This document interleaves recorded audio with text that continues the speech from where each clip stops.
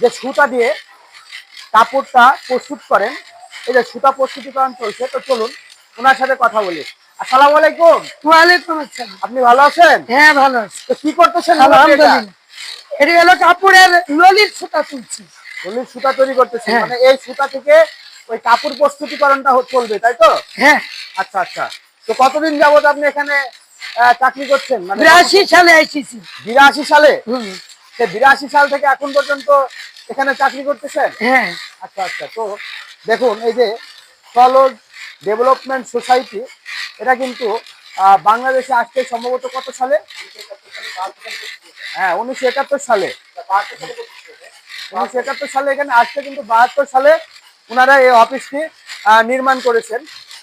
স্বাধীনতার পরই তারা আমাদের প্রথম সাহায্যের হাত বাড়ান। তো ধন্যবাদ।